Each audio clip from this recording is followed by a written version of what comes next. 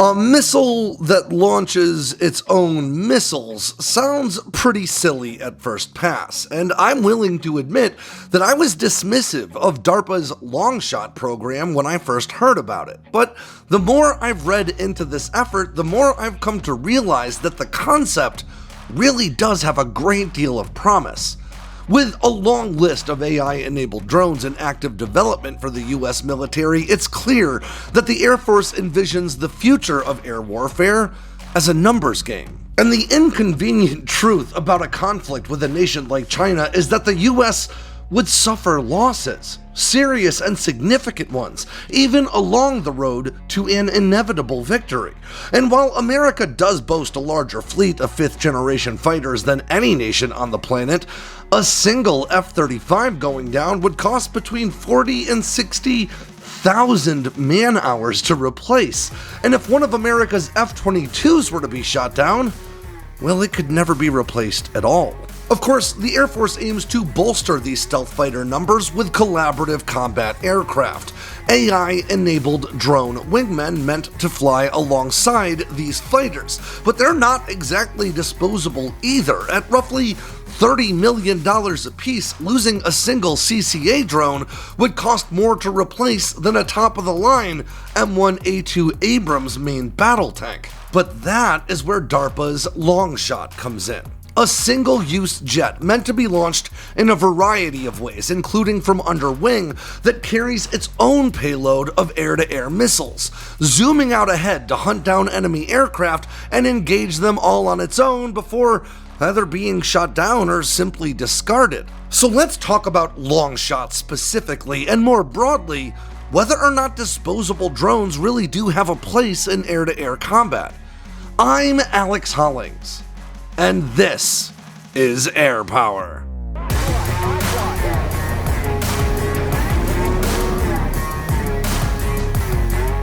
The US Navy's Zumwalt-class stealth-guided missile destroyers will officially be America's first warships to be armed with hypersonic missiles, namely the Conventional Prompt Strike Weapon, a hypersonic glide vehicle that's been under joint development for the US Navy and the US Army for some time now. And I've been staying on top of this story with Ground News. Ground News is an aggregator that collects news stories published by outlets all around the world and places them all into a single easy-to-read feed, making it easier than ever to not just stay on top of what's going on in the world, but also to poke a hole through the bias that's so common in today's media coverage. Here on Ground News, I can see that 77 news outlets have already covered this story. And while headlines are pretty similar regardless of political affiliation, some outlets on either side have placed the emphasis not on the weapon being fielded, but rather on the cost overruns associated with the Zumwalt class of destroyers, running headlines like Navy putting first shipborne hypersonic weapon on a vessel once seen as a costly blunder, whereas some others place the emphasis on the technology brought to bear by the combination of stealth destroyers and hypersonic missiles, with headlines like San Diego's 3 stealth destroyers getting new hypersonic missiles. Ground News even makes it easy to see who owns a news outlet, if they have a political bias, and if they're government affiliated, all of which is worth considering when you consume media these days. And if you want to make sure your media consumption is politically balanced, I highly recommend the Ground News Blind Spot feature, which shows you news stories that are getting lots of coverage in one political sphere and not in the other.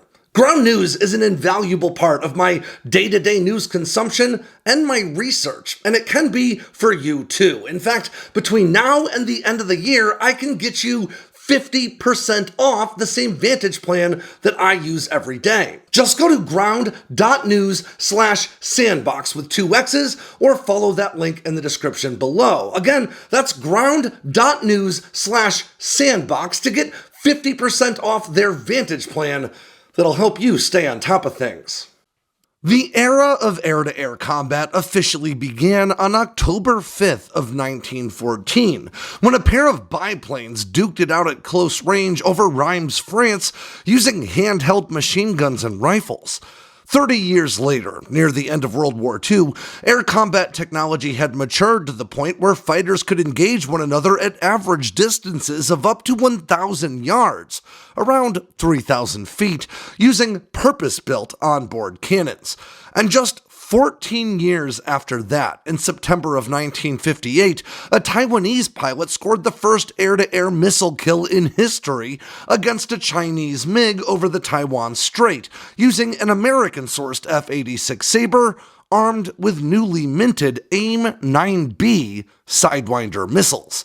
With a range of nearly 3 miles, those early Sidewinders revolutionized the way combat played out in the sky, dramatically increasing the distances between engaging aircraft and starting the shift toward an increased reliance on technology rather than pilot skill alone to take down enemy fighters at range. Today, more than 6 decades later, that shift is continuing to play out, with air-to-air combat now expected to largely occur at beyond visual range, which is usually characterized as more than 20 nautical miles, or roughly 23 standard miles out. Today's most capable long-range air-to-air missiles now pack more advanced radar technology on board than can be found in some modern fighters, with miniaturized active electronically scanned array radar systems feeding into powerful onboard computers that precisely calculate the most energy-efficient trajectories to their maneuvering targets to maximize fuel burn and the chances of a hit. Some of these weapons, like the massive new AIM-174B, offer such immense range that they extend out beyond the targeting capabilities of their launching fighters, relying instead on target data relayed by other aircraft, surface radar systems, and more. In fact, with weapons like Russia's R-37M, America's AIM-174B, and China's PL-21 all claiming ranges well in excess of 200 miles, the question of air-to-air engagement ranges is increasingly being dictated not by missile propulsion technology, but instead by platform carriage restrictions, or how big a missile your fighter can carry, targeting system limitations, or how far out you can reliably find a target, and, importantly, how much maneuverability a missile can retain as it closes with a highly aerobatic target.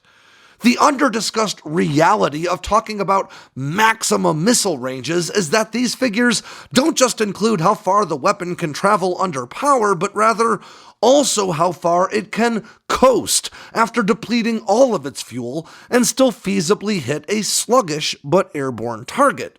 In fact, long-range air-to-air missiles don't just travel straight toward their targets as you might think at all, but instead usually climb to much higher altitudes while flying under power. This allows the missile to use a combination of potential energy, altitude, and kinetic energy, speed, to continue closing with the target well after all of its fuel has been expended.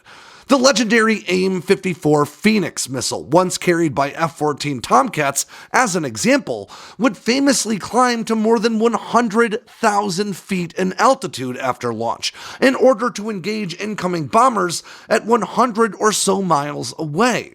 Air flowing over the missile's tail fins as it coasts still allows the missile to adjust course as it closes with such a target, but every change in direction comes at the expense of kinetic and potential energy, reducing the overall range the missile can travel.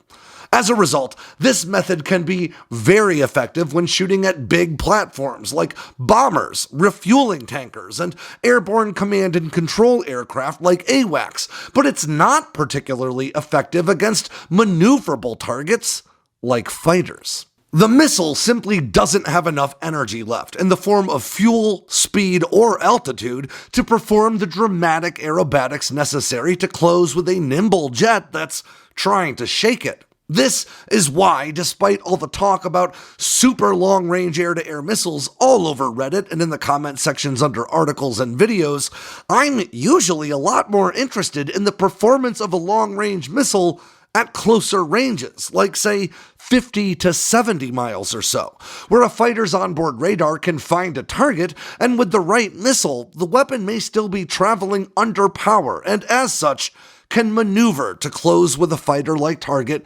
most effectively. This is also why, despite boasting a maximum range of only around 110 miles, I still consider the MBDA Meteor to be perhaps the most potent beyond visual range air-to-air missile in service today.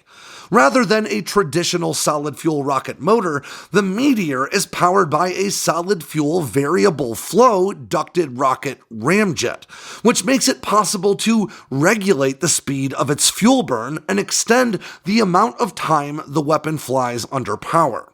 According to unclassified sources, the Meteor's motor can continue to burn as far out as a best-in-class 70 miles, making it more likely to score a hit on a maneuverable target at that range than similar weapons in its class like the famed American AMRAAM.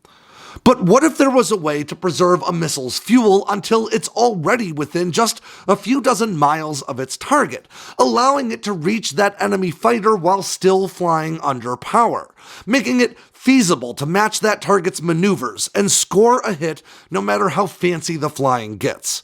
Doing that in a fighter means taking a significant risk, because closing to within a few dozen miles of an enemy fighter in today's day and age would invariably mean dodging or eating a few long-range missiles along the way. Doing the same with a CCA drone would represent a lesser risk, as there's no pilot on board, but at a price point of $28 to $30 million apiece, it's not exactly a cheap gamble. And that is where DARPA's Longshot comes in. DARPA describes the system as a, quote, air-launched unmanned air vehicle with the ability to employ multiple air-to-air weapons. The idea behind the concept, as DARPA explains, is to significantly extend engagement ranges, increase mission effectiveness, and reduce the risk to manned aircraft. In effect, Longshot is an air-launched cruise missile that itself launches its own air-to-air missiles. I'll quote DARPA's Longshot briefing now. Current air superiority concepts rely on advanced manned fighter aircraft to provide a penetrating counter-air capability to effectively deliver weapons. It is envisioned that Longshot will increase the survivability of manned platforms by allowing them to be at standoff ranges far away from enemy threats, while an air-launched Longshot UAV efficiently closes the gap to take more effective missile shots. In 2020, DARPA kicked off Phase 1 of Longshot by soliciting design concepts from General Atomics, Northrop Grumman, and Lockheed Martin.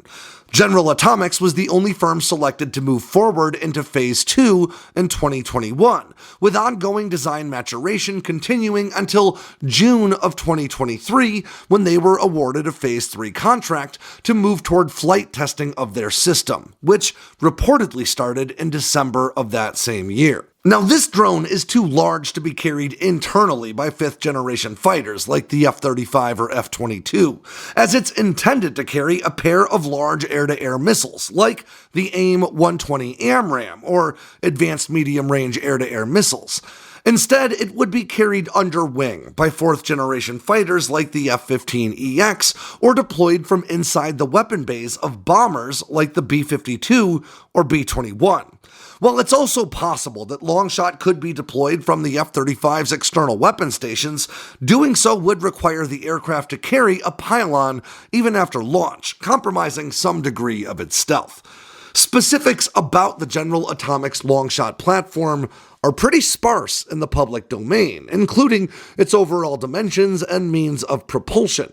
But based on the program guidelines and its intended use, it's all but certain that it would be powered by an air-breathing jet engine like most cruise missiles, either a turbojet or a more advanced turbofan.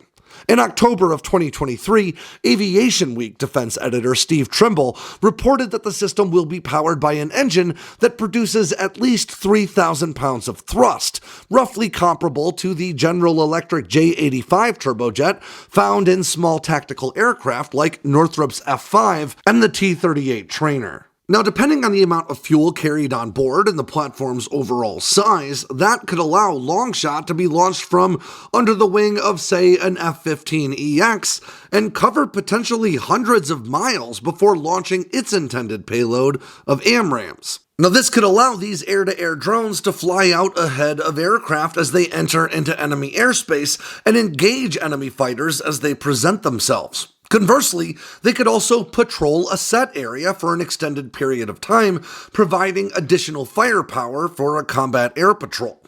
Once it's expended its munitions or run out of fuel, Longshot would simply crash like other cruise missile-based systems like the ADM-160 MALD, or Miniature Air-Launched Decoy. As such, the platform is meant to be significantly cheaper than reusable drones, but this also tells us some things about the systems that are likely to be carried on board.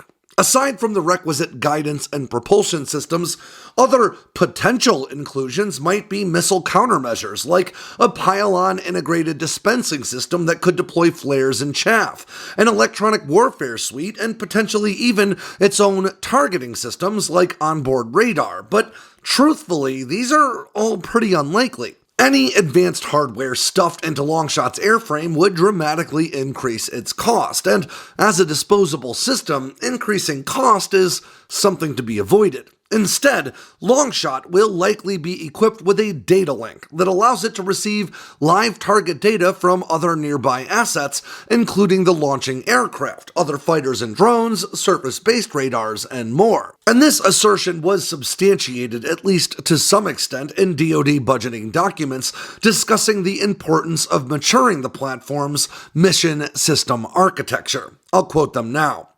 With the mission system architecture, Longshot will be able to communicate with line-of-sight systems that can detect threats, such as multi-role fighters and intelligent surveillance and reconnaissance platforms, as well as beyond line-of-sight systems that provide targeting information to engage enemy air assets. As a result, the existing inventory of AIM-120s from 4th-generation platforms will be effective at longer ranges. A mission system architecture is critical to close the kill chain for Longshot AIM-120 engagements. If launched with a set target in mind, Longshot could separate from that launching aircraft and fly out to approach the same target from a different vector, forcing the adversary pilot to focus on 2 or more threats coming from 2 or more different angles.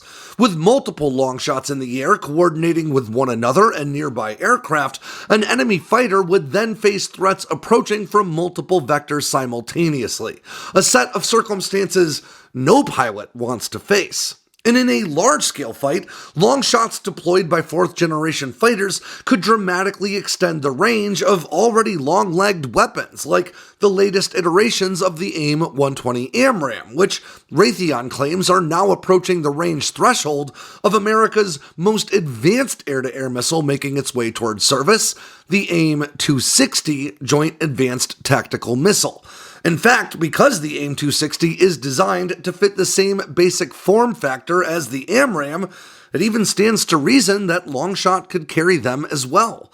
Now, this would make it possible for non-stealth fighters to provide direct support to forward-advancing stealth aircraft at longer ranges than ever before, allowing those stealth fighters to preserve their few onboard weapons for more pressing targets. And because Longshot, like most new weapons and platforms coming online in recent years, will all but certainly rely on newly emerging kill webs for its target data, it wouldn't matter if the aircraft that launched it or any other aircraft in the area was shot down. As long as there are still sensors collecting target data within that broader kill web, Longshot has a chance at finding its targets. When launched from bombers, Longshot could not only support fighter operations in the area, but with a sufficiently networked kill web, could serve as disposable bomber escorts, scrambling out toward incoming threats and engaging them with air-to-air missiles before they can reach the launching bomber. And perhaps the most wild potential use case, a palletized launch system for Longshot, like Lockheed Martin's Rapid Dragon, could allow a small number of cargo aircraft to deploy dozens of long-range air-to-air missile packing Longshot drones at once, flooding enemy airspace with air-to-air threats too potent to be ignored, forcing fighter and air defense systems to engage them, depleting interceptors, munitions, resources, and manpower even before a single Longshot ever scores a kill. And while Longshot has the potential to do much more than just extend the range of air-to-air missiles, the value it can offer in that regard really shouldn't be ignored. Weapons like the AMRAAM are at their most dangerous when flying under power, and Longshot will make that easier to manage than ever before. But it could also extend the ranges to engage sluggish targets like bombers, tankers, and AWACS to downright silly-seeming extremes, potentially allowing for engagements at upwards of 300 miles with weapons designed to travel just 100 or so. And of course, it's worth noting that several defense contractors have also developed much smaller radar-guided weapons for beyond visual range air-to-air duties. Weapons like Lockheed Martin's CUDA and Raytheon's Peregrine, which claim to offer similar or even greater range than the AMRAAM at roughly half the size. Not only would these weapons allow Longshot to carry even more munitions, but smaller payloads could also increase the range or endurance of the drone itself. Now, it's important to understand that Longshot is not envisioned as a general all-purpose missile range extender, but rather as yet another specialized tool in Uncle Sam's toolbox to maximize the options available to military planners and commanders in theater. Like any weapon system, Longshot's value can't be found in an analytical vacuum, and instead must be considered as one piece of a much bigger puzzle. Longshot could serve as an invaluable addition to America's air-to-air arsenal, maximizing the amount of firepower brought to bear and dramatically increasing the number of targets enemy fighters and air defenses would have to account for.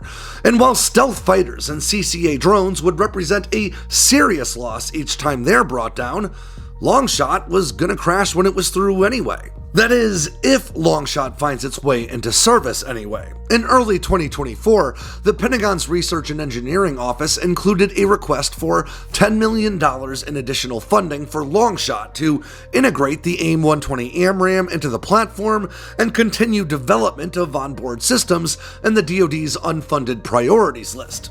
Whether or not that funding is allocated for next year remains to be seen, but between us, I don't think it's that much of a long shot. And with that pun ends yet another edition of Air Power from Sandboxx News.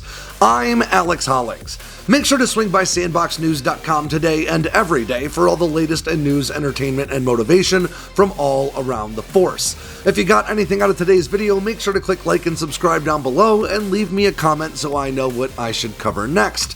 And of course, don't forget to tap on that bell icon so you never miss a drop from Sandboxx News.